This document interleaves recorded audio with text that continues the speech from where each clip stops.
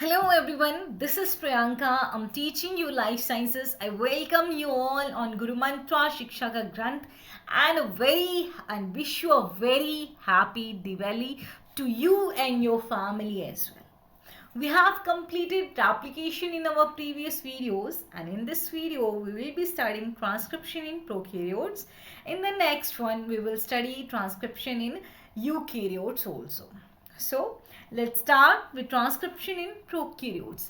What exactly is transcription? It is the process in which an RNA is formed from DNA. Like in replication, a DNA is formed from DNA. There you need a DNA polymerase. Here for the formation of RNA, you need an RNA polymerase. This transcription occurs unidirectionally, but replication can occur in both unidirectionally as well as bidirectionally, but transcription can occur only unidirectionally, in which RNA chain is synthesized in 5' to 3' direction. Okay, so let's talk about transcription unit. What exactly is a transcription unit? It is actually that segment of DNA from which RNA is synthesized. It is the transcribed segment of DNA. Now, transcription can be monocistronic or polycistronic. When we say transcription unit is monocistronic, if a transcription unit is carrying the information just for one gene, it is called monocistronic, like found in eukaryotes. In eukaryotes, we can see a monocistronic transcription unit. While in prokaryotes, we see polycistronic transcription unit. In polycistronic type of transcription unit, we can see the information of many genes. Transcription unit which is having information of many genes is called polycistronic transcription unit. Now, transcription unit B can be simple or complex. What exactly is a simple transcription unit? When a transcription unit yields only a single type of mRNA that encodes a single type of proteins, this kind of transcription unit is called simple transcription unit, in which only one type of mRNA is being formed, and which will encode only one type of proteins. While a transcription unit which can form many types of, which can yield many types of mRNA and can encode different types of protein is called complex transcription unit. In complex type of transcription unit, we see many types of mRNA. Why? Because primary transcript of such a transcription unit can be modified into different types of mRNA. Fine. What exactly is transcription, primary transcript? Primary transcript is actually the immediate product of transcription. It is the just very first product of transcription. The first product of transcription we get is nothing but it is a primary transcript. So it's clear to you what is a transcription unit, which enzyme is responsible for the transcription, and what is transcription, in which direction this RNA polymerase works.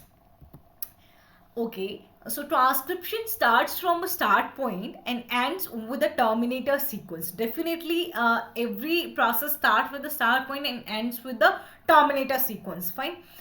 There are some upstream sequences and there are some downstream sequences. Okay, so which sequences are known as upstream sequences? Those sequences which are present prior to the start point are called upstream sequences, and those which are present after the start point are called downstream sequences. Now we get confused in between coding strand and template strand. Coding strand is the strand of DNA to which transcript resembles. Like if transcript is having the adenine, coding strand will also have adenine. If transcript is having uracil, coding strand will have thymine. Why thymine uracil? We know that in RNA, thymine, instead of thymine, uracil is present, and DNA, thymine will be there. So coding strand is the one which is having the same codon just like that of the transcript. So it is also known as sense strand. While the template strand, which is the other strand other than the coding strand, which is complementary to the transcript, like if the template strand is having adenine, transcript will have uracil. If a template strand have guanine, transcript will have cytosine. So this is the template strand, and this strand is also known as anti-coding, antisense strand or non-coding strand. See here, this is a transcription unit in which we will see a promoter, a terminator, RNA coding sequence. The sequences prior to promoter are known as upstream sequences, and the sequences which are present after the promoter, these are called downstream sequences. Fine. So that's all. This is all about transcription unit. Hope it is clear to you now. 5' to 3' end and 3' to 5' end. Template strand, the transcription will occur on a template strand, and the coding strand will have the codons similar to that of transcript, or we can say transcript will have codons as that of coding strand. Now let's start the prokaryotic transcription. The enzyme which is involved is RNA polymerase, and RNA polymerase is actually a DNA dependent RNA polymerase. Like DNA polymerase is a DNA dependent DNA polymerase. RNA polymerase is a DNA dependent RNA polymerase because it will be synthesizing the RNA, but from which strand? A DNA strand. Okay, a DNA strand will be used as template for the synthesis of RNA. That is why RNA polymerase is a DNA dependent RNA polymerase. In some cases, we can see RNA dependent RNA polymerases as well. These are some DNA polymerases are also there which are RNA dependent, and we know that such DNA polymerases are known as reverse transcriptase. But RNA polymerases which are actually dependent upon RNA, these are also known as RNA replicases, because these RNA polymerases will be forming a copy of RNA from its template strand. Fine. So these are found in some viruses like F2 and F17. In prokaryotes, only a single type of RNA polymerase can synthesize all type of RNAs like rRNA, mRNA, tRNA, unlike eukaryotes. Eukaryotes will have different enzymes for for the synthesis of different types of RNAs, but in prokaryotes we will see only one type of RNA polymerase will be synthesizing all type of rRNA, mRNA and tRNAs. In RNA polymerase, there are about 5 subunits which are alpha, beta, beta dash, omega and sigma, which will be performing their respective functions. Alpha subunit of RNA polymerase, it is involved in the recognition of promoter and assembly of core enzyme. The main catalytic centers are formed. Main catalytic core is formed by beta and beta dash. Omega will be responsible for the assembly of whole RNA polymerase as well. But sigma is the main unit which is mainly responsible for recognition of promoter and transcription initiation. Alpha will also play a role in recognition of promoter, but sigma factor will be important for the recognition of promoter and transcription initiation. Assembly of RNA polymerase will be done by alpha and omega, but main catalytic core will be beta and beta dash subunits. These units will be forming the main catalytic core. So, unlike DNA polymerases, RNA polymerase does not require any primer, and it has no 3' to 5' exonuclease activity. We have seen that DNA polymerase 1, 2, 3 are having 3' to 5' exonuclease activity, and DNA polymerase also has 5' to 3' exonuclease activity. And DNA polymerase also require an RNA primer for the further synthesis of DNA. It will add deoxyribonucleotides to the 3' end of last nucleotide of RNA. So RNA primer is needed in DNA replication, but in transcription we do not need any primer. DNA polymerase, unlike DNA polymerase, RNA polymerase doesn't require any primer. So what about prokaryotic promoter? Actually, it is a site which is actually a transcription start site where different polymerases will not different but RNA polymerase will bind. Okay, so in prokaryotes, the promoter consists of two short sequences at -10 and -35 positions upstream from the transcription start site. Remember, for the positive sign will be there if these sequences are present after the start site, but there will be negative side with these digits if these sequences are present upstream of the start site. That's why the sequences are present upstream of start site. They have negative sign with them.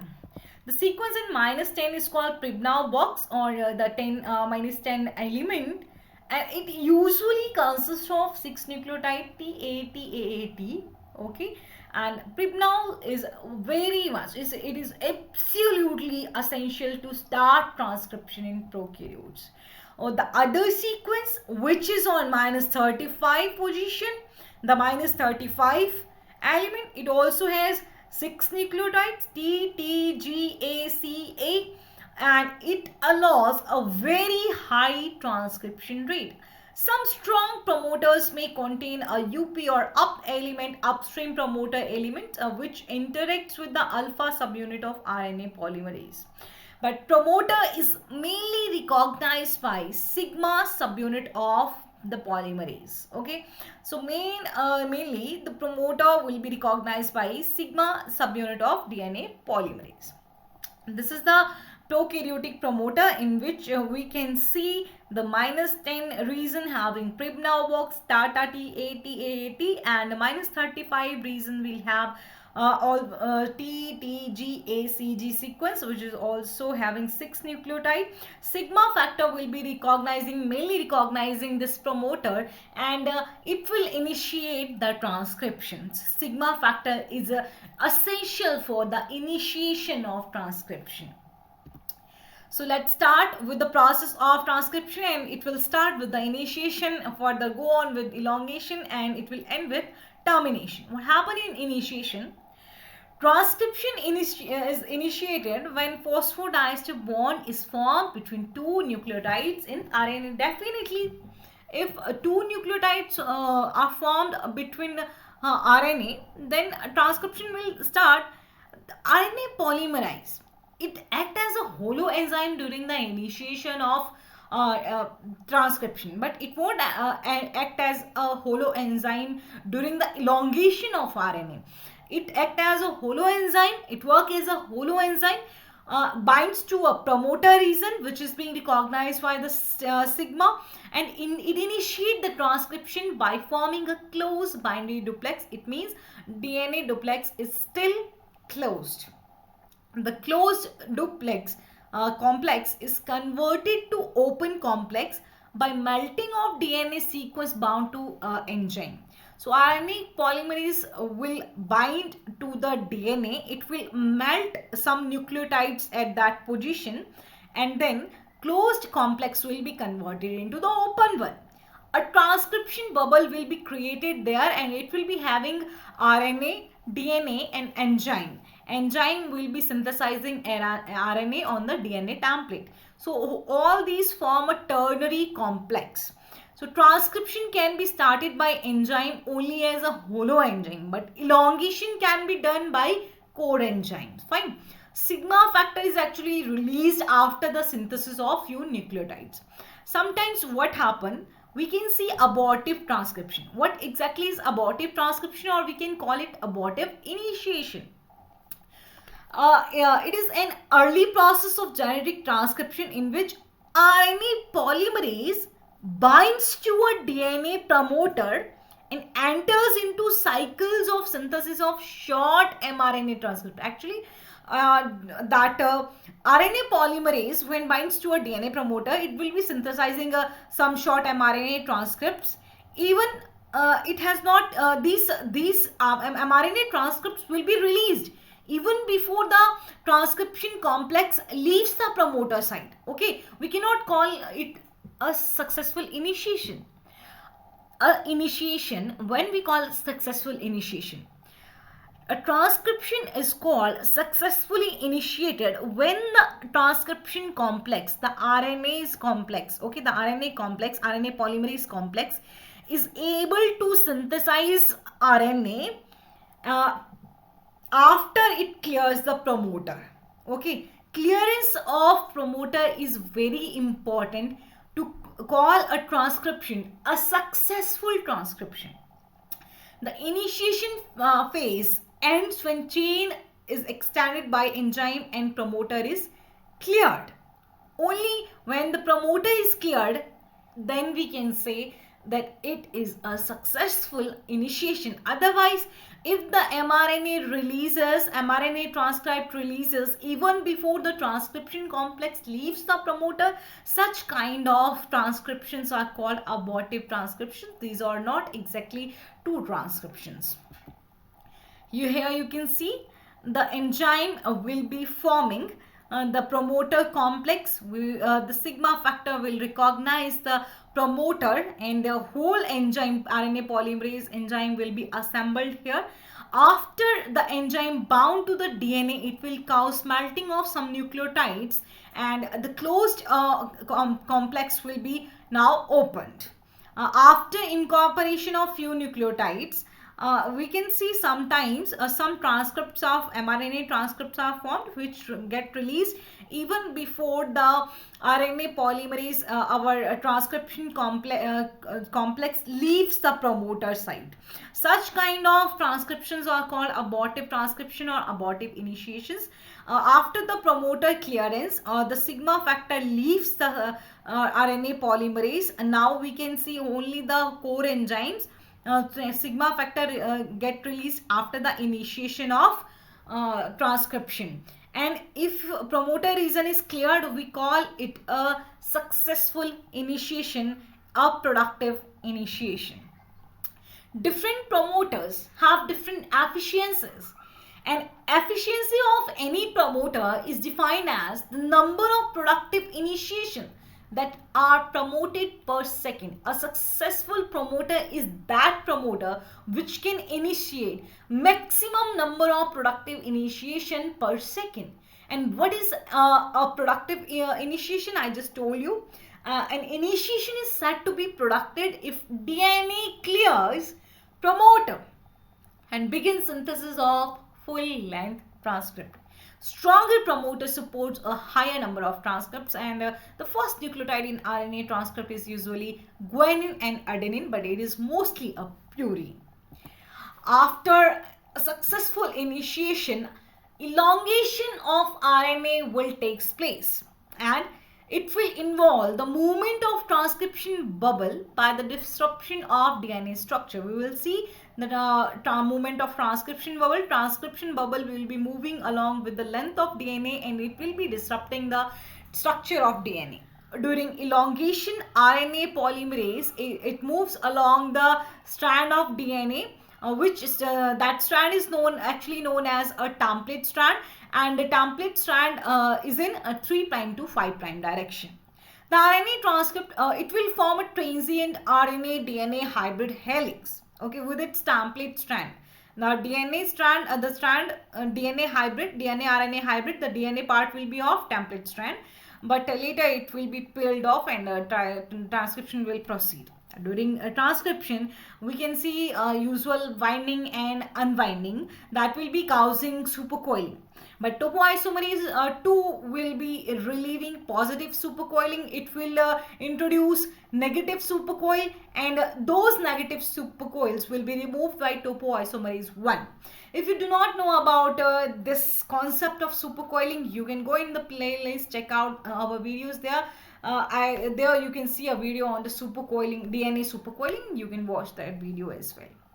Rhodopsin, a 3' deoxyadenosine. It means it is an adenosine which is not having hydroxyl group on the third 3' position. So rhodopsin, it can inhibit elongation. Now how it inhibits the elongation?